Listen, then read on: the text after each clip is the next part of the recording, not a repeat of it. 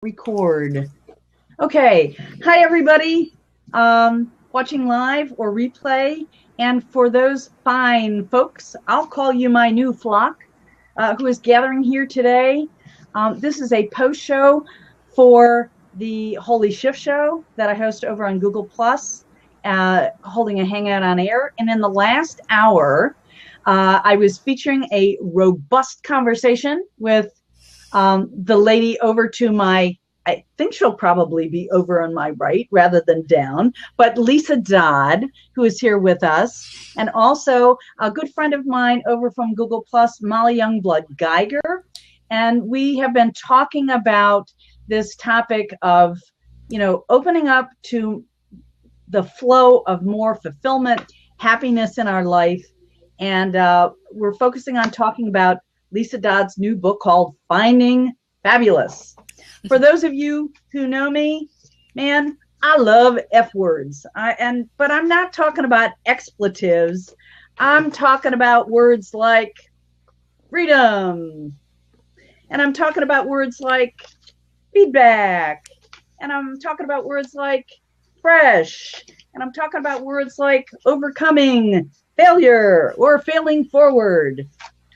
But my favorite F word that starts with F and ends with K is Moloch, because we are here to gather together, to learn together, to lift each other, to gift each other, and to help us all get through what I call paradigm holy shift times. So, hello, everybody. Hi, Lisa. Where are you blabbing out from? I'm blabbing out from Ontario, Canada today, right across from Detroit. And Molly, where are you blabbing out from? Yeah, I'm blabbing from Jacksonville, Florida, which is Florida's first coast on the east coast of Florida. Yeah, so this is great. And I would like to say thank you to all the folks who are gathered here right now. We've got a couple old friends and new friends. Jeremy Murphy is here. Hi, Jeremy. Thank you for joining us. And we have Abdul Oyewole, who is also here. And thank you for joining us. And throughout this hour, we may have more people showing up to participate in our conversation. For the first part of this show, I'm going to have Lisa talk a little bit about what prompted her, what fueled some forward movement into new territory in her life that has then evolved into birthing a book that we're talking about. And it's beautiful that we get to talk about it on this new arena that is called Blab. We do have a wonderful feature in Blab, and that is we routinely and periodically invite people to tell a little bird.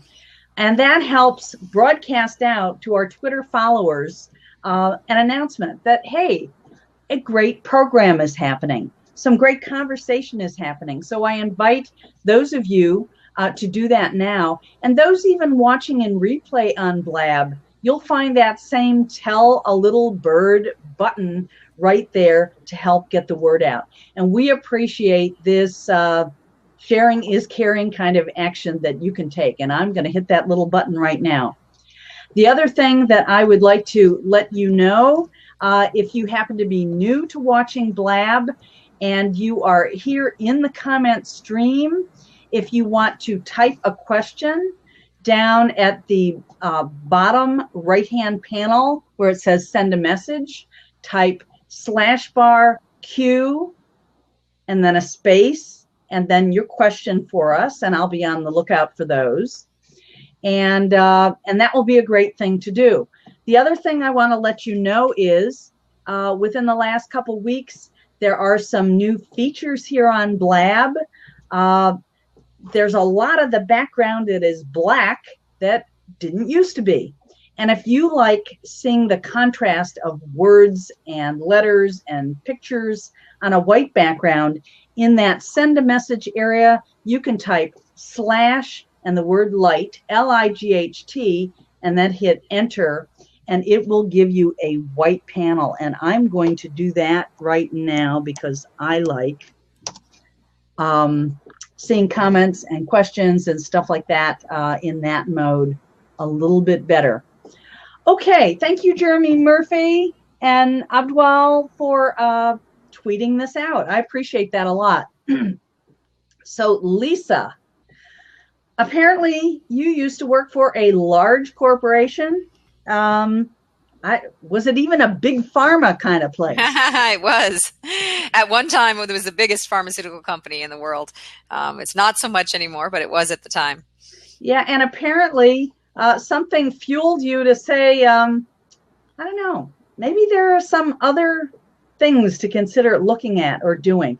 So share a little bit about the evolution of feeling the movement that needed to be occurring in your life that, moved you, put you on a new journey that then has evolved into you sharing this book, creating this book, birthing this book.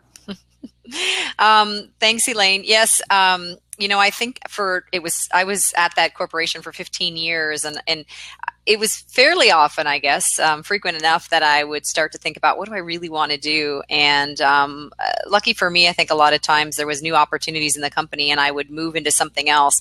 But there was this, feeling that never went away of really wanting to do something else and not really knowing what that was. And it came to a point in my company where big downsizing was happening and a lot of talk and conversations were going around the company. If anybody's ever been in that situation where these impending layoffs are coming, it's not a very happy or healthy environment to be in. And so everyone, it's scary. It's scary. And although, I started to realize as I looked around the boardroom table and around the colleagues in my organization that the thing that was really different for me than everybody else was I realized I was more afraid of keeping my job than I was of losing it. Wow. And it was sort of the aha moment. I was like, what if I lost my job? What if I lost my job? And all of a sudden it was like, what if I keep it and I'm stuck here? No.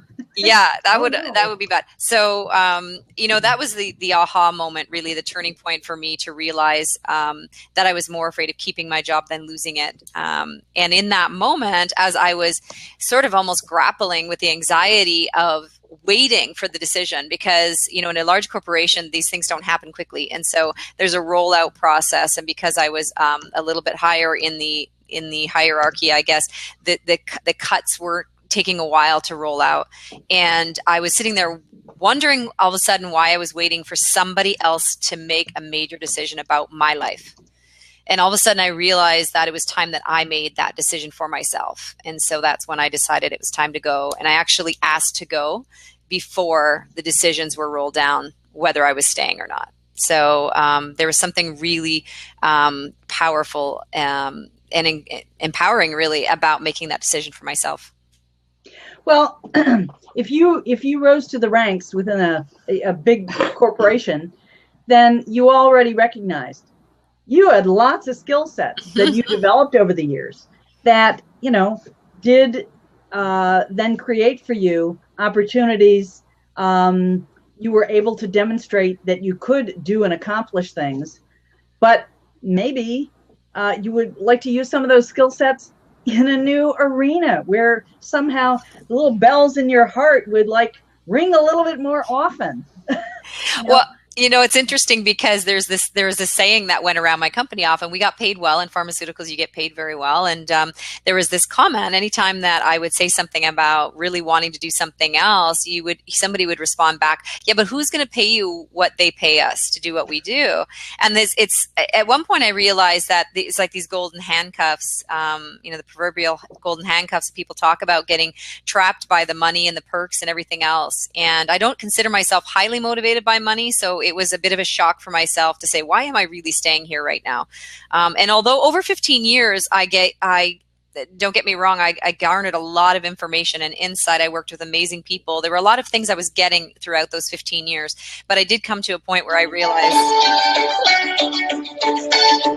Do you hear that music? Oh, sorry, that was my phone. Oh, I'm like, wow, that's really loud. Sorry about that. That's okay. Sorry. I've actually had, since we did our hangout earlier, I've had 4 phone calls. Oh, yeah. So I'm sorry. Molly's Just fabulously some. popular. It never fails. I will go for hours and nobody will call. But the moment I get on a hangout or I go run an errand, my phone blows up. So sorry about that. Jeremy's commenting that it's probably Google calling you. It might be actually, while we were on the hangout, one of my managers at the Googleplex kept opening an email. They sent an email out letting the ambassadors know that they were sending a special gift to one of the other ambassadors because I guess he was going through something, and she kept opening my email up. I'm like, why does she keep opening my email? I've got this tool where it will automatically let me know if somebody opens my email. So it's kind of a neat thing. Oh, that's great. And then one of the other ambassadors, they're like, something's wrong with the Google Plus communities. And I just know because I talk with a lot of the engineers and developers at Google, and they do that. They just go out and they'll do a change. They don't announce anything. And sometimes you'll see things pop up that weren't there before. And then sometimes you'll see things that go away that should be there. So yeah. So Molly, I'm really glad you're here today. And in the last hour, over in the previous recording and conversation that we had, you had a story also, kind of, well, a different story, but one that you shared about what fueled your movement to make that decision to say, hey, it's time to go. Yes. Or it's time to open the floodgates of potential fabulous to me, and it ain't having an association and an appreciation for these old folks anymore. Tell us your story. Well, yeah, I had an experience. I used to work in the corporate world as well as an accountant, worked for a very large bank. And one of my responsibilities was within the investor accounting department, specifically Freddie Mac. I was responsible for 7 multi-million-dollar loan portfolios. And when I first entered the department, their accuracy was horrible. It was at a 68%, meaning, you know, in my book, that's enough. And so I went in, and my job was to ascertain, well, why is the reporting so poor? What can we do to fix it? So after literally a couple of years of manually going in and fixing loans, I said, it dawned upon me one day. I said, why don't I just build a database and I take what's on our, on our reporting system, I cross-reference it what's on Freddie Mac's, they spit out the errors, we fix it, then we send it. It worked. Our accuracy went to a 99.9% consistently, month after month, quarter after quarter. My company started getting these bonuses, and Freddie Mac had announced an award where if you had come up with an idea using technology that better assisted reporting, they wanted you to enter this contest. I thought, throw my database in there and see what happens. I really didn't think anything would happen because to me, a database is kind of boring. But anyways, I was actually one of 10 people in the entire United States that won the Freddie Mac Technology Servicing Award.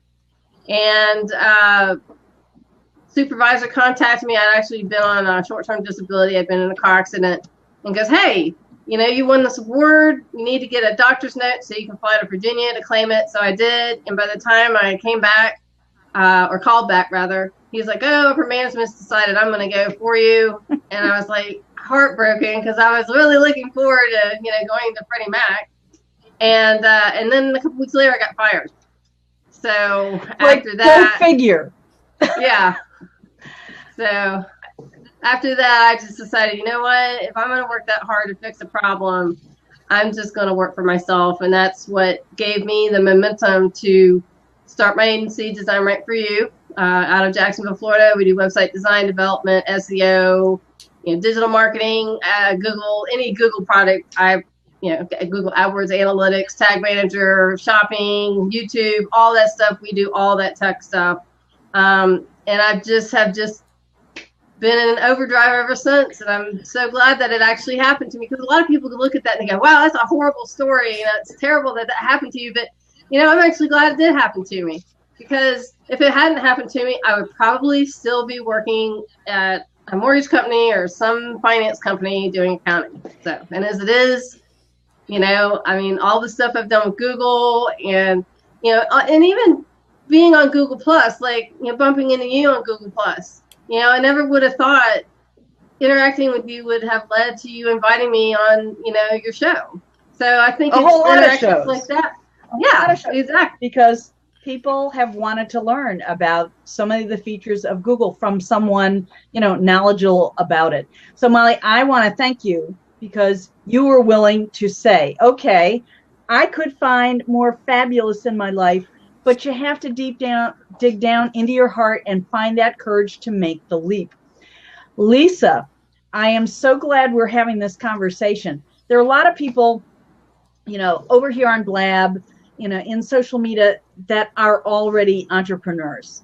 They're doing something bold, they're doing something new. Sometimes they have a little bit more freedom and flexibility to even, hang out in these type of shows to learn and whatever.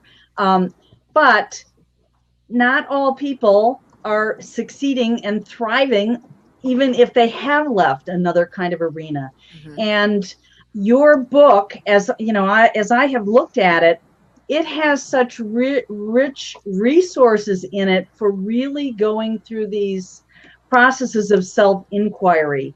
How do we build support systems? How do we initially get inspired? And so actually, let me go back to that first thing.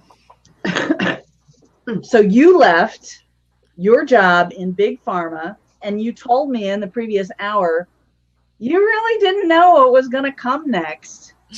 So you were bold, and then you told me you went to a business networking event. Yep. Where you thought, let me start getting connected with another circle of people.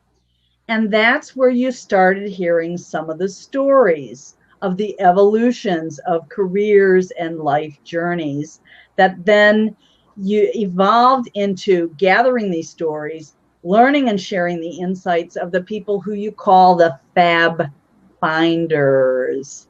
So, just riff on some of that a little bit, and let's see if some other folks come up with questions. At some point, I will open up the other slot here so we can have people participate.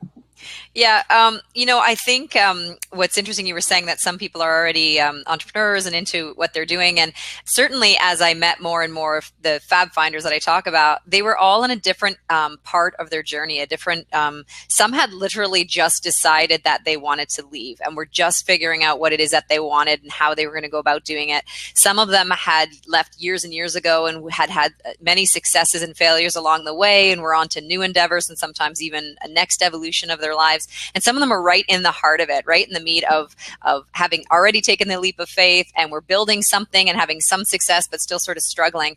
And the beauty of having that sort of breadth of experiences and people on different stages of their journey is I could really get an understanding of what the common challenges were. And it was a bit surprising to me that they actually weren't that different throughout that journey. It's just the degree to what it was. And so, we talked earlier on your show about the need for support. And sometimes that type of support and the depth of support you need, it changes at different parts of your journey. But the fact that you need support doesn't change. I talk about self-limiting beliefs a lot in the book. And initially, your self-limiting beliefs holding you back may just be lack of confidence in yourself, concern about credibility. But as you go down your journey, we still have those concerns about if people are going to find us credible or if we have faith that things are going to happen. And so I think as you read the book, you start to realize that if reading the book, at the beginning of your journey, reading it in the middle of your journey, you may take something different out of it each time. But I think there's some relevant examples from all of the fabulous stories that I was able to capture in my journey of going through this whole process. Yeah. So I do want to congratulate you, Lisa, because the book just launched, last week?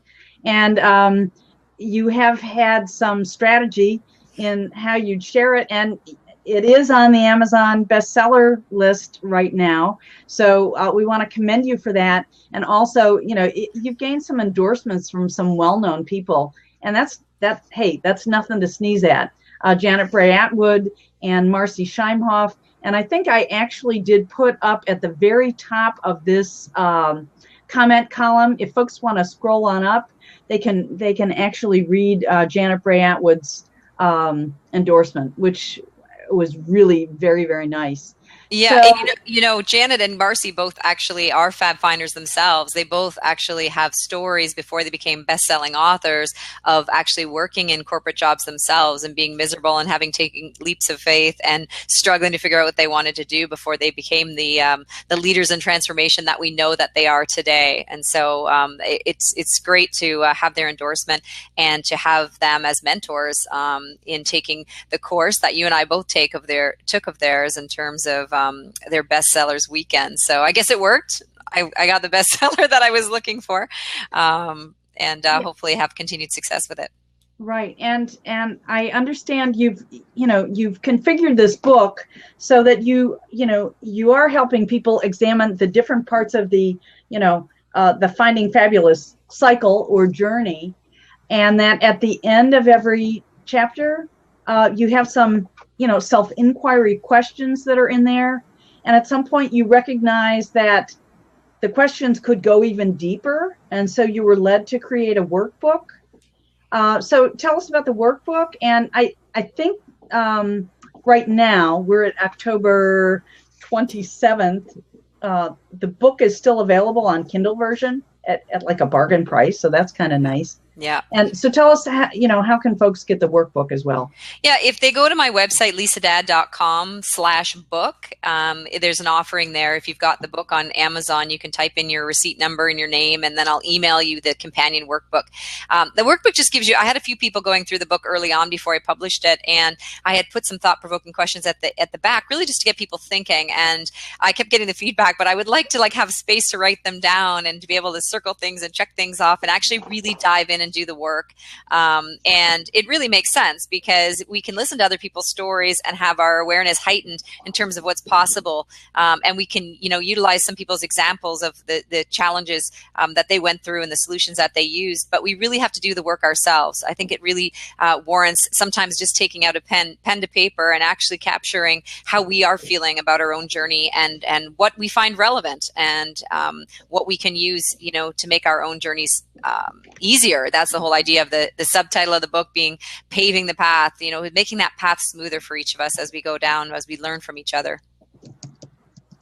Okay. What I would love to do, Jeremy Taylor, I know we're actually pretty good acquaintances over from Google Plus.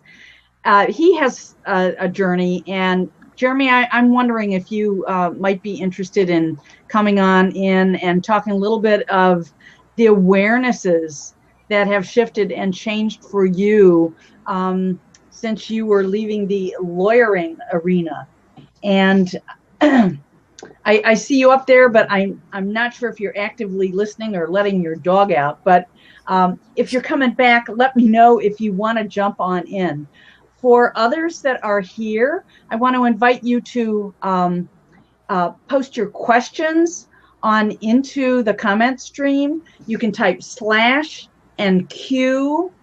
Mr. Drake Taylor, I have a rule as a Blab host, and I really require the people that I let on into come on screen on the Blab to have a picture as well as a profile that describes a little bit more of them. So I will invite your participation right now with posing a question or a comment in the comment stream for us. I do want to welcome right now Jim Sharp. Jim, thank you for coming on over from Google Plus to see us here over on Blab. Thank you for joining us.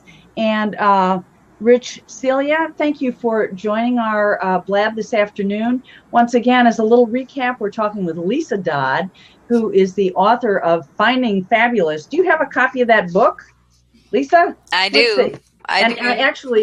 I have a copy of the printout of the front page of the workbook.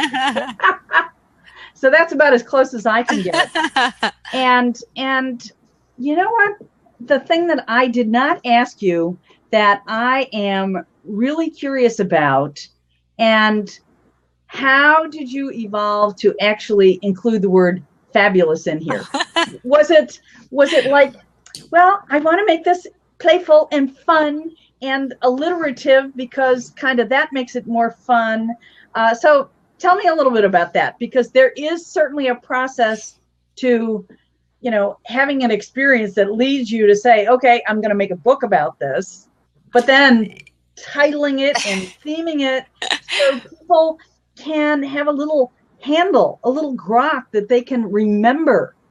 Yeah, it's interesting because my background is in marketing and sales. And so you'd think that there would be some big brainstorming session that I had that came up with Fabulous and debated it with all of these other things. But it really was a bit of an evolution. I remember having a little bit of a brainstorming session with someone, and they were asking me about what common themes were coming out of the interviews and what I really wanted to share with this book. And I think at some point I actually considered calling it Be Fabulous, because I started to get really passionate about the fact that all of these people I was interviewing, they had good jobs. It's not like I was talking to people that didn't have any jobs. I was talking to professionals, engineers, lawyers, doctors, successful business people. And they had what a lot of people can say, really good careers, good lives, good families. But they still had this sense of dissatisfaction, restlessness, not being fulfilled. And so my thought was, how can we tap into people, to that really, the thing that makes people really special, that makes, how can we get our lives to be more fabulous? It's like, go find fabulous. And at the time, I was actually going on a big road trip across the US and Western Canada with my dog. And I decided I was going to start a blog so that I could practice writing and put up some of these profiles of these interviews. And so I called it Finding Fabulous, because I threw the dog in the car and I started driving. I didn't have an agenda. I literally was just like going to go out and find fabulous on the road. And so wow. That whole idea, it started, the blog was Finding Fabulous, a journey of self-discovery. It was like, it was very freeing, that I was going to go find fabulous. And then I wasn't sure for the longest time if I was going to call the book Finding Fabulous or not, but I started to nickname the people who had done these great leaps of faith.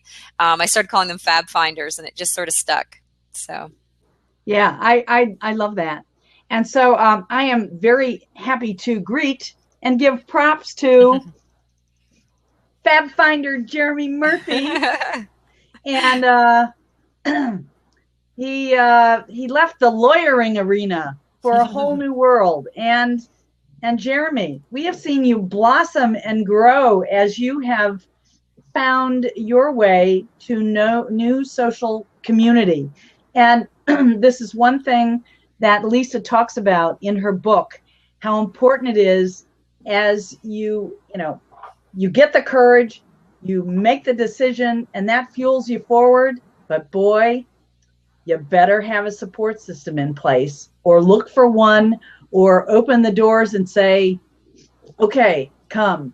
The perfect people to assist me on this journey, where it can be a mutually collaborative and supportive thing, show up now. And anyway, I have had a ball getting to know you this last year on Google Plus, and now over here on Blab, watching your journey. So tell us a little bit about your journey. You may have never called it Finding Fabulous before, but you radiate a lot of good stuff. So shoot. Well, thank you, Elaine. I want to thank you for helping me shift my perspective a lot in the past year. You and others have been very helpful with that.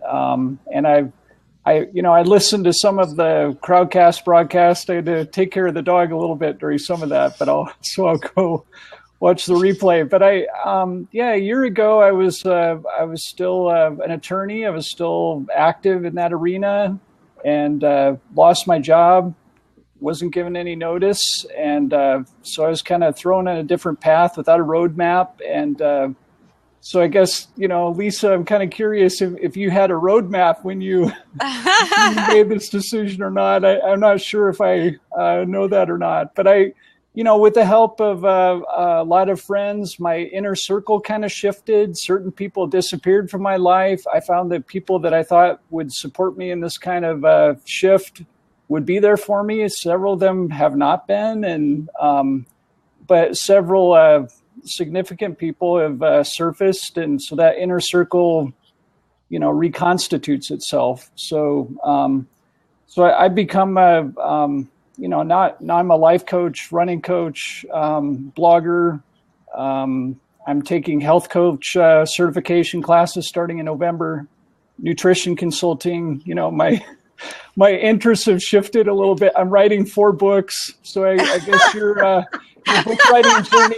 I have an idea for a 5th book, but I need someone to co-write it with me, and if he won't do it, then that one's going to go back to the back burner. So your journey as an author has inspired me too to know that you can go through this, have something creatively inspiring that could help, you know, thousands of people really rebuild their lives. Now I'm just all about positivity, trying to help people look at positive things that they can do and to shift their negativity back to the positive side, and you know, tips, tricks, and techniques that they can use to do that.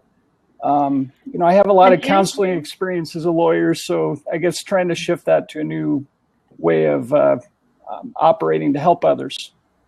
And as you pause to catch your breath, and of course, I'm the host, and I'm giving myself permission to jump right in and interrupt. Please do. While we're here on Blab, we like to gain more people and bring them into the show and into the conversation. So tell a little bird. Now, some people, you know, hold up little bluebirds, you know, like the blue little Twitter bird. I have a different friend. This is my little owl. You know, Blab has a little owl icon. So I like to hold up the little owl and say, who else could we get to come on into this conversation or join us? So if you are watching live, tell a little bird. If you are watching replay on the Blab arena or Blab platform, you can also tell a little bird, because it'll still tweet it on out that you're thinking, there's some value here, and other folks can come back to watch and even comment after the live event is over. That's one of the great features of this platform. So thank you. Right now, I'm going to take a sip of water. And Lisa, I trust that you're just going to know what to say next. Well, it's funny because I'll make a couple comments to Jeremy's discussion points. One of them was I have about 3 or 4 other books I want to write too. And at one point I had to force myself to set them aside so that I could finish this book, because you always want to write the next book. True. And so I really had to say, no, my goal was to finish 1 book. So if you're able to do that with 4 at one time, big kudos to you on doing that. It's a lot of work to do even 1. But it's funny. I don't know if you use the word roadmap just out of the top of your head, but I actually call the end section of each chapter, I call it the roadmap, where I ask the thought-provoking questions for people to actually figure out their own journey. I didn't have a roadmap for myself, and that's probably what led to this book, because when I met some individuals that had made these big changes, and several of them were lawyers, ironically, I was like, okay, well, like, tell me how to do this. Like, everyone will tell you to go follow your passion, but how often do we understand what does that actually look like? You know, we might hear the stories of people that became multimillionaires, but it's like, no, like, what average, everyday, you and me kind of people, what does it look like when they're in the thick of it? You know, and I wanted to understand that. And so when I was taking all the knowledge and insights and wisdom from them, that's when I started to realize I could build a bit of a roadmap for myself. And so the writing of this book initially was very selfish. It was literally, I wanted to know for myself. I was building a roadmap for myself as I went. And then I started meeting all of these people who said, I want to read that. So that's what that was like. Okay, I guess I'm writing a book. So, but that's the word I use, is roadmap, and probably why the title ended up, you know, paving the path, just make that pathway smoother for people that were starting out. The other thing I wanted to comment on is what you were saying about the support system, and how initially people that you thought would support you didn't always end up being the ones that support you. Right. I did a whole chapter on support because this kept coming up as a theme in my interviews about people thinking they were crazy, or people being negative, swaying them different ways, not understanding. Yeah. And, you know, it's a huge part of it. We can't do this alone. And sometimes the people we expect to get the most support from, we actually get the least support from, or almost even negative support. So I do talk a lot about how to deal with that and how to proactively start building, I call it a tapestry of support, because I believe there's different threads that make up the strength of our support system, that we don't just need one type or one person or one level of support. And so I think it's very telling what you were saying about how your inner circle starts to evolve as you're evolving as well. So cool. So I utilize this feature in Blab, which is just to change the topic name. When people come over to Blab, and sometimes for the first time, they might go to blab.im, and on this front landing page, at any given point in time, all of the shows that are on air at the same time will have a little red tag at the top saying on air, and they're different titles. And sometimes if the conversation shifts, the host will change the topic, or if they feel like, maybe I'm not getting enough traction with that topic, I'll just switch it around a little bit. So I have just changed this one to called Freedom to chart a new course, Finding Fabulous with at Lisa Dodd. And I got your Twitter handle right. Yes, Dad. And so right now, I would like to shift the conversation to talking about the part of your book where you're talking about these 3 elements of freedom that, essentially we're feeling something on the inside that says, I'm in a prison and I have to do something else to let myself out of the cage and experience freedom in a couple different arenas. So would you talk about that? Yeah, that was a theme that came. I'm getting an echo. Am I echoing? Okay. That was a theme that came up really, really early in the interviews. Like I almost knew within like a handful of interviews that I was going to have a whole chapter on freedom, because whether people overtly said I was looking for more freedom or they said they were trapped. The word trapped came up a lot, confined by their circumstances. And then I started to realize people wanted freedom in 3 big, I sort of bucketed them, 3 big areas. One was financial freedom. Certainly people didn't think that their lifestyle was allowing them to live the way they wanted to live. Ironically, that was with people that had a lot of money and with people that didn't have a lot of money, because people that had a lot of money felt trapped by the need to keep making as much money. So that surprised me a little bit. I was thinking that it was only people wanted financial freedom that didn't have a lot of money. It goes the spectrum. The other one was freedom of time. And so it wasn't always amount of time. Sometimes it was the ability to be flexible with time. It took me completely by surprise when even teachers, elementary school teachers, said they wanted more time. And, here in Canada anyway, you think a teacher's got lots of vacation and all these things, but they're trapped in when they can spend that time. Yeah. And so even a teacher with a great job and great time compared to the rest of us still want freedom of time. And then the third one was freedom of expression. And whether that was just creative expression, somebody had it in them to be an artist and they were working in a factory, or whether someone just wanted autonomy because they were working in an environment where they were always told exactly what to do and to stay within the box. I mean, that was partly mine. I was in the pharmaceutical industry, and so we had a gazillion. They're even worse in Canada than the US in terms of regulations and rules and laws of what we have to, the sandbox that we can play in. And so, freedom was a huge, huge factor for people and a huge driver of change. And what I mean by that is that, it's easy to say, I want more money or I want more of this. I want to be able to be more creative. But as soon as people felt trapped in that circumstance, it became a driver for change. As soon as you realized you needed more autonomy, I needed more autonomy, I needed more freedom, I needed to be able to express myself in a different way. As soon as that became completely clear for me, it became a prison to not be in that environment, which meant that was the instigation for me to go forward. And so I found that was a huge thing, is once people get really clear on what it was that they were missing, you can't go back from that once you have that clarity. Right. Yeah. It's really hard to go back to it. When you're unhappy and you don't really know why, it's kind of easy to stay in that. I don't know. I'm not happy. Is anybody happy? But as soon as I know exactly why I'm not happy, it's like, there's the door. Yeah. And you're bringing this up, Lisa, and I'm thinking back to, how I was feeling a couple of years ago. I was still working in bedside nursing, and I was having wonderful experiences being a healing presence and having meaningful relationships with patients and some coworkers. But there was a part of me that truly felt like I need a bigger arena for the kind of impact that I either want to have. I just feel like I need a bigger arena for more people to hear me. And I had done, performing in a whole variety of arenas in my life, in singing, being in community theater. Before I got into nursing, I actually had a holistic practice as a teacher and practitioner of Usui Reiki. And I did a lot of public speaking while I was doing that. But then once I got into bedside nursing, I didn't really have the time to do that anymore. But I was feeling that kind of push from the inside. And then I started thinking about,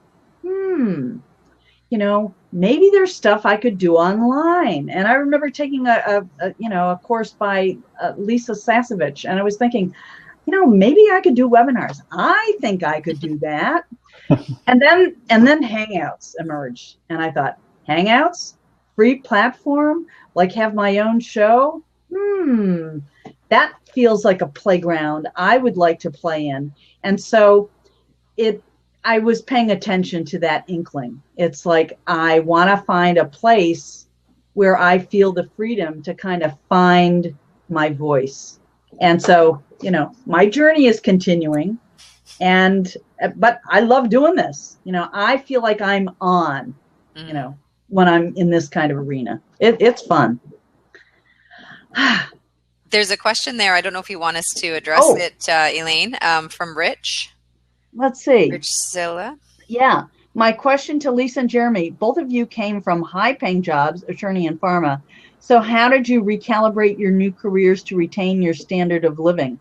Any one of you want to address that first? Go ahead, Lisa. I'll let ladies first. Yeah, I wrote an entire chapter on this actually in the book, because freedom was the first thing that I knew I had to add to the book. And the second was money. The money question comes up probably more by the people who haven't left than the people that had. But the whole chapter that I wrote on money is really about mindset more than anything. It goes into some real practical things, but there's a shift that happens because when you talk to people, it starts with what I was talking about earlier about having a real clear motivation for change. Because as soon as you're clear on what you want, you become more willing to do what it's going to take to get there. And the closer you get to having it, you become even more willing. And so I talk in the book a lot about this idea of not actually giving anything up. A lot of people think you have to give up everything that you've had to get what you want. There were lots of people I interviewed that actually make way more money than they ever used to make, and they had no idea they could. But they had to be willing to do what it takes to get there. And I think I go through some different strategies in the book in terms of really getting a look at what it is you need and what you want and everything else. And part of the thing is when I was getting ready to know that I would have an amount of time when I wouldn't be earning an income, certainly I had to prepare for that buffer. And people in my book did it very different ways, the people I interviewed. Some people actually just were really good at saving and had a savings as a buffer. Other people had to start what they wanted in their spare time while they kept their day jobs and sort of did a phased approach to exiting out.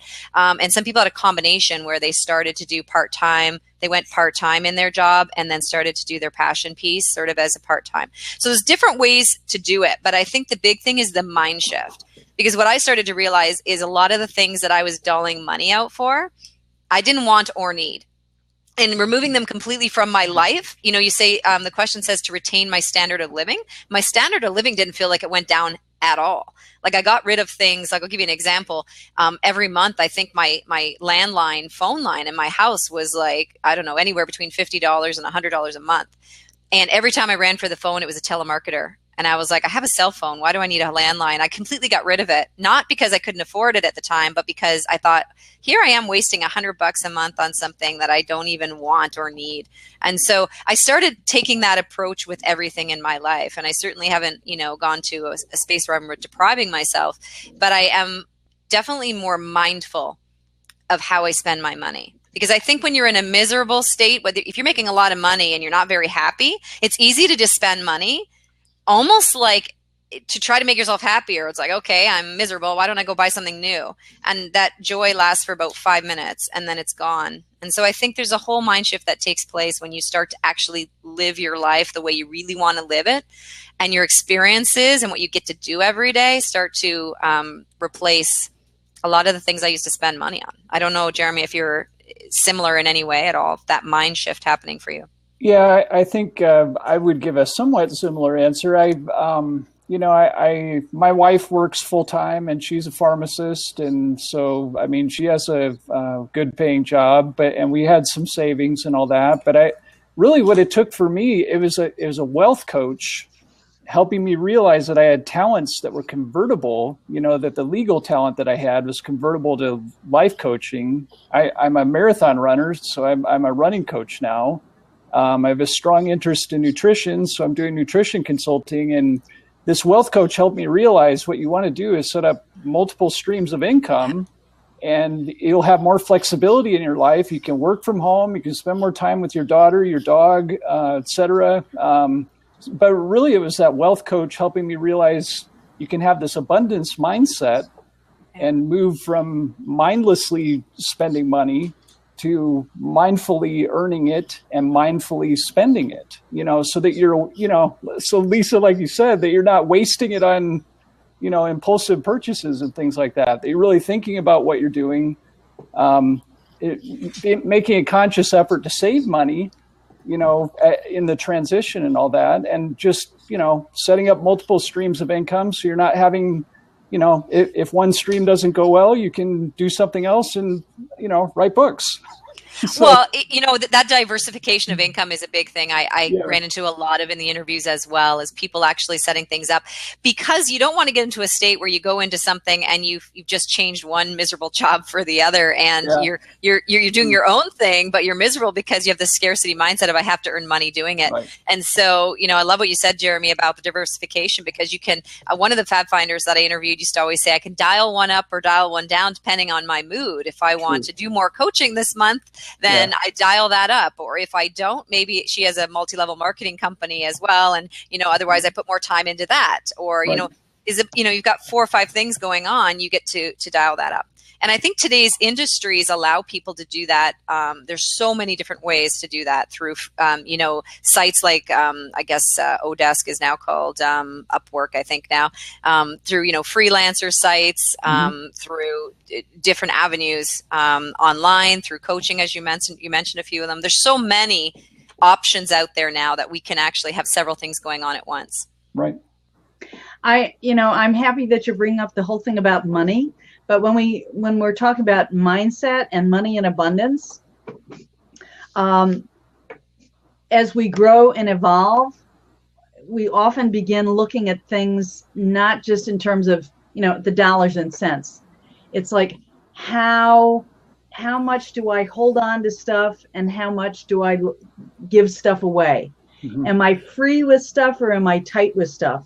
And so much even about working in the new economy and in internet marketing, there's a lot talked about that says, give, get comfortable with giving your expertise, giving samples, sharing your content about your area of expertise or the things that you're passionate about, so people can begin to know, like, and trust you. And as you are in that vibration of passion and alignment with the things that are important, and you are pouring that forward, it's like you create this energetic movement that just you stay open to receiving everything that you need to do your work, to do your service. And you get so relaxed in the process that then sometimes you don't miss the answers to prayers that you might have consciously or unconsciously as to what needs to show up to kind of move you perfectly forward into your work, life, and service. And of course, it doesn't hurt to even imagine. What would it take for me to hire a team to help me do this? Because initially when we're starting out and making these shifts, we might think, I have to do it all myself, or I couldn't hire somebody.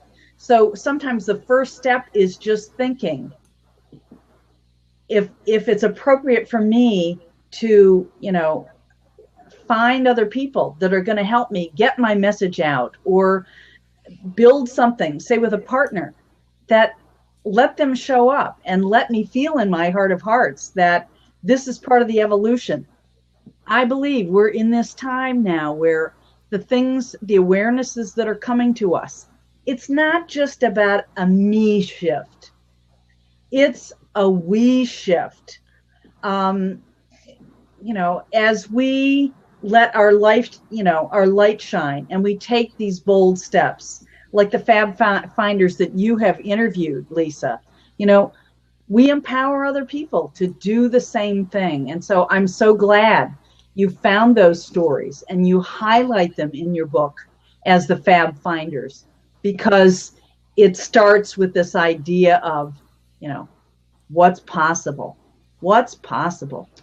Yeah, and I think there's a shift that happens for people, as I've already started to say, that the clearer you are on exactly what you want, and even you don't have to have all the answers, but if you start to get really clear on where you're going and you start going there, a couple things happen. The one thing is that your willingness to do what it takes increases, for sure. But I think people need a little bit of strategies at first to sort of to squash that money issue, or to handle the money issue, because we do need money. I think it becomes obvious that in our society, the money question has to be answered at some point. And once you can get to sort of the baseline of I can at least pay my bills, you can start to actually build on what you were saying, Elaine, about really getting into what you want to create in the world. And a few of the interviews, once we got into this discussion, I had spoken to a few people that had started businesses, and they'd gotten to a point in their business where they had a real scarcity mindset. And it was like, when am I going to get the next client? There was this anxiety attached to their business, and they started doing things for their business with this energy and this mindset behind it of this afraid of where the next paycheck was coming from. And a lot of times they needed to make the shift of saying, if I can focus on the value that I provide to people and the service that I want to provide to people, then all of a sudden, magically, the clients sort of start appearing. And I think it's pretty obvious, if you've ever been, we've all been on the websites where people are selling something, a service or a product, and it almost feels like there's this desperation to have to sell you something, rather than like pouring forth all this value and this fabulous stuff. And then all of a sudden they flip this product in front of you and you're like dying to hit the buy button. And you're like, that's not even cheap, but you're so good. I love what you're doing for us and I want to buy it, versus like this, like buy this, buy that, buy, And so there's an energy that comes off of the work that we do when it's tied to money. And so I think what I tried to do in the book, at least, is share some stories that gave people some practical, specific things that they could do to just handle the money part, at least temporarily, while they got into that phase of really figuring out how they added value. And then it seems once people hit that, then they go, and the money sort of takes care of itself after that fact. Yeah. I'm looking at the clock. It's now 3:55 Eastern Daylight Time, and this is airing live on October the 27th, 2015. And once again, I want to say thank you for all the people who have joined here live during this hour. We've had people jump on and out for longer and shorter periods of time. And we have Monty St. Victor, who's come in kind of at the end. But Monty, I would love to have you join this conversation. Monty, we've been talking about making the shift, leaving one arena to begin this Finding Fabulous, which I know you've talked about in your work, really going on the hero's journey. Can I entice you to come in, Monty St. Victor? Say yes if you do want to come in. If not, we're going to kind of wind this conversation to a close, and I'll invite you to watch the replay, Monty. But right now, what I'm going to ask Lisa to do is, again, just recap kind of what this book and companion workbook is about, how people can find it. And so, shoot, Lisa. Yeah. So the book is really about the journey that people go on. Specifically, this is people that I interviewed, people that were going through major career shifts, and it's really the journey of transformation that happens as they start to really look at what they want in their lives, getting more fabulous in their lives. And so the book goes into the big motivations for people and what instigates their change. It goes in the next section in the book is all about the challenges, obstacles, and barriers that everyone faces, as well as some creative solutions that they had to overcome them. And then the last section is really about outcomes and what does success and happiness look like on the other side. And so it really does walk through that shift in that journey. There's a lot of questions and exercises that people can do. The companion workbook gives people more space and a little bit more exercises to really start to dig in and see what is relevant and specific for their own life. Because as much as the stories are inspirational and can heighten awareness, I think everybody really needs to look at it from their own filter and their own lives and say, how can I use this today to start making changes to start going down that path or to continue down that path if they're already on it. Yeah. So, Lisa, thank you for recapping what the book is about. Would you put in the comment stream your website where people can find your book launch page, which Yep. also, kind of helps them understand a little bit more about you? I think there's also a link to like an about little video of you, Yeah, which is also really nice. Yeah, the about video is actually just on, I'll just give you the website. It's just Lisa Dad, and Dad has an extra D in it. It's kind of like Daddy with no Y, lisadad.com.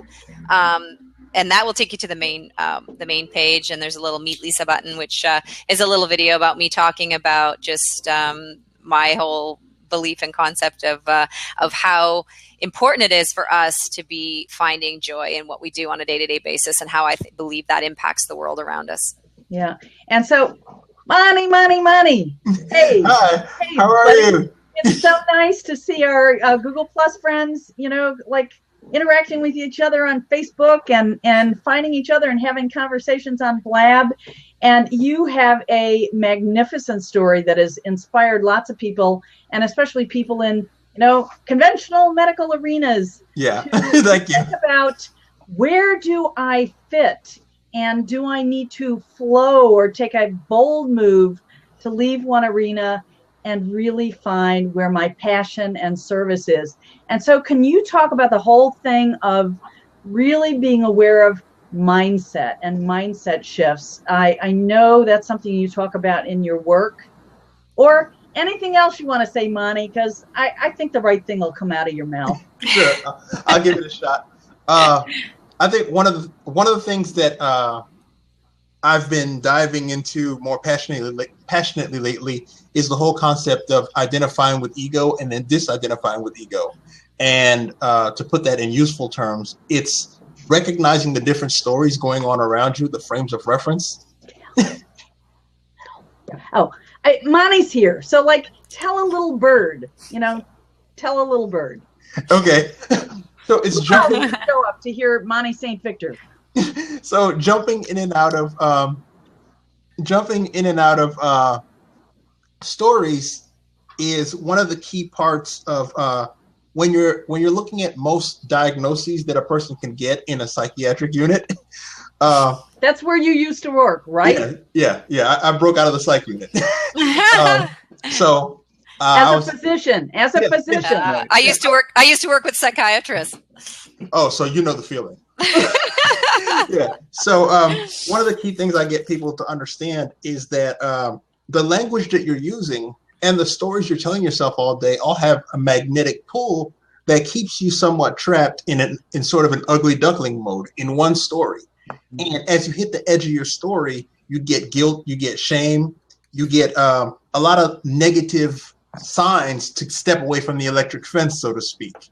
But once you're able to hop outside of the story, you can step back and do disidentification and realize that outside of this story that you felt so familiar with, life is beautiful, people are complimentary. And I always tell people, go where you're beautiful, because you step out and you're able to look across multiple value systems, and you'll come across somewhere that you're attracted to by curiosity. And you're like, what's this tribe doing? And when you head into that tribe, at first, your old negative voices will be like, have sort of a gag reflex to the different things that group, the way they talk.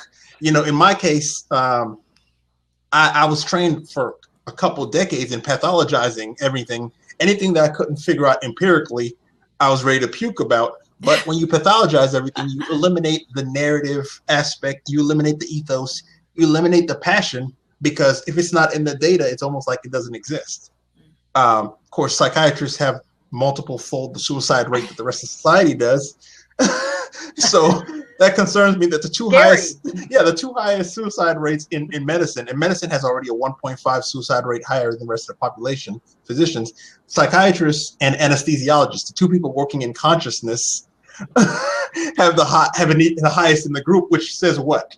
So to me, it's about product of their environment. Exactly. When you get so good at dissecting the brain in a negative, critical way, you give your own self nowhere to hide. You're really good at this. This is wrong with you. This is wrong with you. You have all these pathologizing buckets, and sometimes you just have to pull out that story and be like, hey, there's a place where people are looking at the exact same thing and saying, that's beautiful, that's unique, that's clever, that's creative, and just laugh about it, enjoy it, and appreciate that you can fall into these stories, and when the story stops serving you, jump out of it.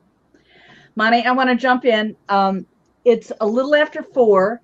At 4:15, I have to end this hangout because I have somewhere else that I have to be down the road in a while.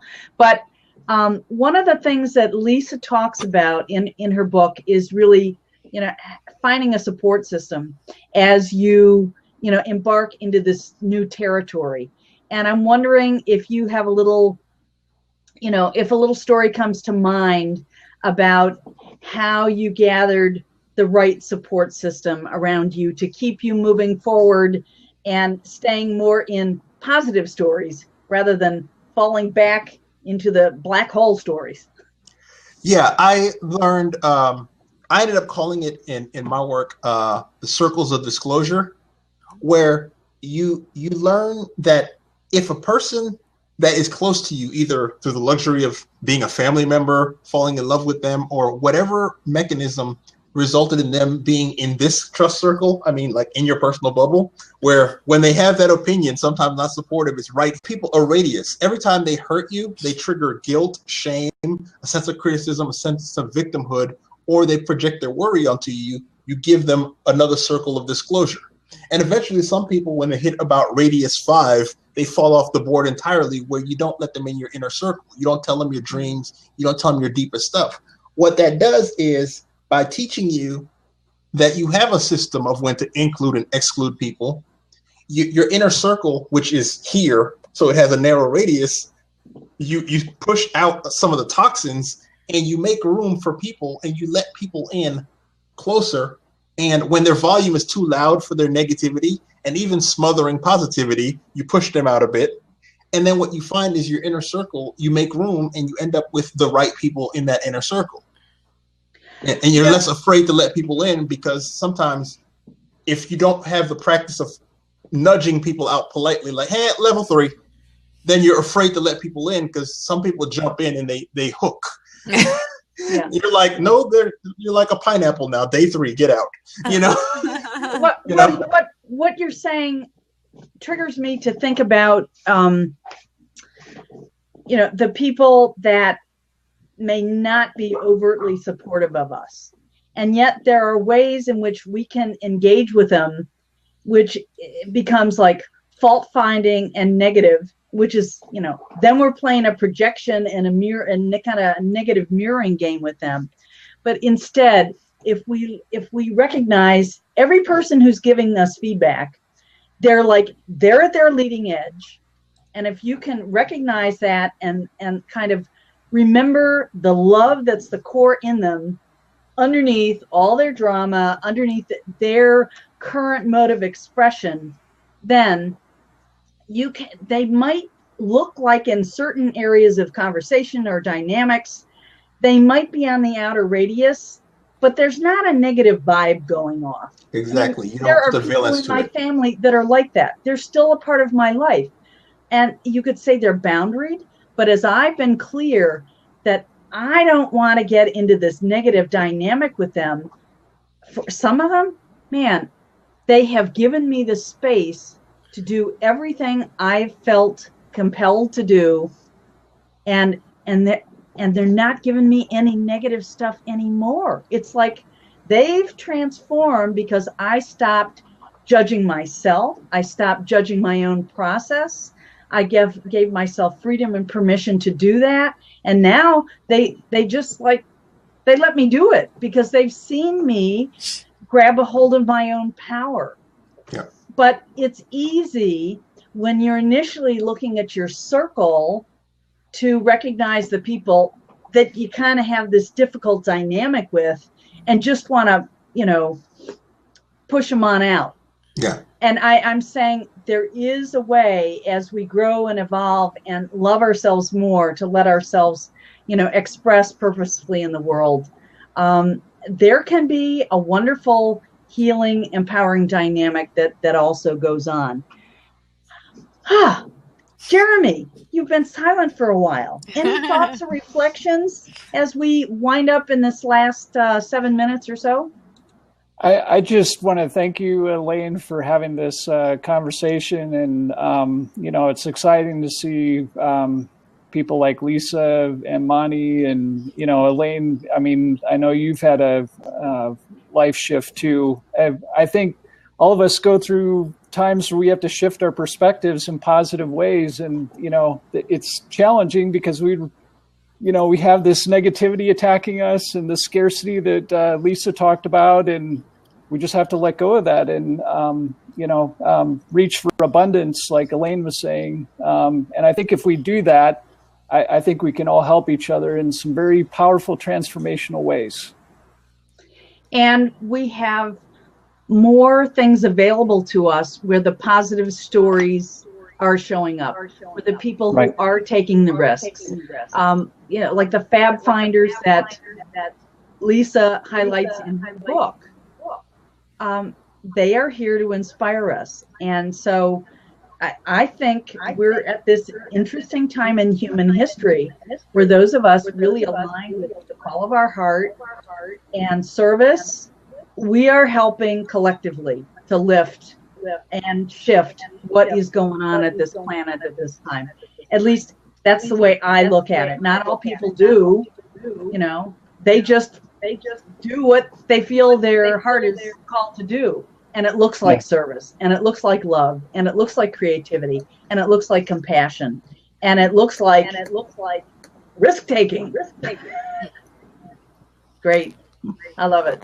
Lisa, let me turn this over to you to close out the conversation and once again remind people where they can get Finding Fabulous. Yes, thanks. What fun conversation we've had today. It's been very rich. I've appreciated it.